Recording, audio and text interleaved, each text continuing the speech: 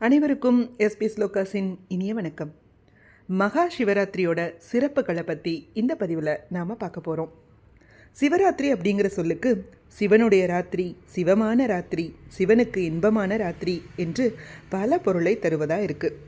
சிவராத்திரியில் 4 ஜாமங்களிலும் ஒருவர் செய்கிற பூஜை அவரை முக்தி பாதைக்கு அழைத்து செல்ல உதவுது. சூரியன், முருகன், மன்மதன், இந்திரன், யமன், சந்திரன், குபேரன், அக்னி பகவான் ஆகியோர் முறைப்படி சிவராத்திரி விரதம் இருந்து பேறு பெற்றுள்ளனர். எறும்பு, நாரை, புலி, சிலந்தி, யானை, எலி இவையெல்லாம் கூட சிவ பூஜையால் மோட்சமே அடைந்துள்ளன. சிவம் என்ற சொல்லுக்கு மங்களம் தருபவர் என்று பொருள். எனவே எந்த அளவுக்கு ஒருவர் சிவ சிவ சிவ என்று உச்சரிக்கிறாரோ அந்த அளவுக்கு அவர் நன்மை பெற முடியும்.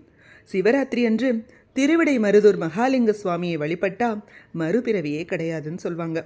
சிவராத்திரி அன்னைக்கு தியாகராஜர் என்ற பெயரில் ஈசன் வீற்றிருக்கும் தலங்களில் தரிசனம் செய்யும்போது நம்முடைய பாவங்கள்ல இருந்து விடுபட முடியும். கஞ்சனூரில் ஒரே பிரகாரத்தில் அடுத்தடுத்து 2 தட்சிணாமூர்த்திகள் இருக்காங்க.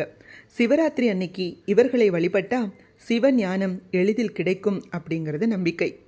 சிவபெருமான் லிங்கமாக உருவெடுத்த தினமே சிவராத்திரி என்று ஒரு கருத்தும் இருக்கு.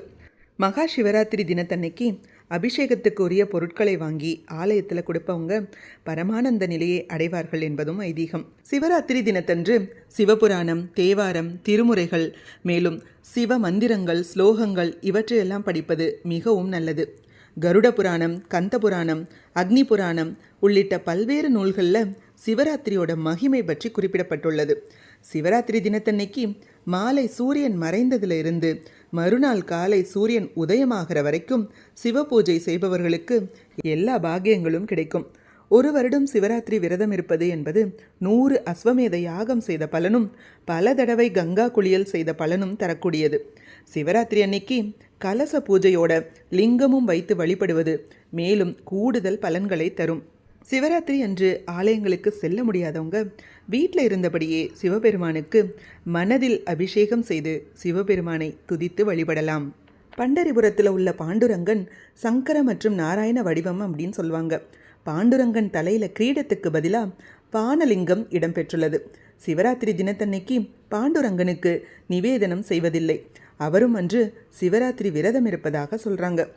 மகா சிவராத்திரி அன்னைக்கு ஊத்துக்கோட்டை அருகில் இருக்கிற சுருட்டப்பள்ளியில் ஈசன் சயன கோலத்தில் இருக்கார். சிவராத்திரி தினத்தன்னைக்கு அங்கு ஈசனை வெள்ளி அங்கியில் தரிசனம் செய்யலாம். திருவைக்காவூர் ஈசனை சிவராத்திரி தினத்தன்னைக்கு வழிபட்டா நம்முடைய மரண பயம் நீங்கிவிடும். இந்த சிவராத்திரியில் நாமும் சிவபெருமானை துதித்து வழிபடுவோம், சிவனருளை பெறுவோம். இது போன்ற ஆன்மீக விஷயங்களுக்கு மறக்காமல் நம்ம சேனலை சப்ஸ்கிரைப் பண்ணிக்கோங்க.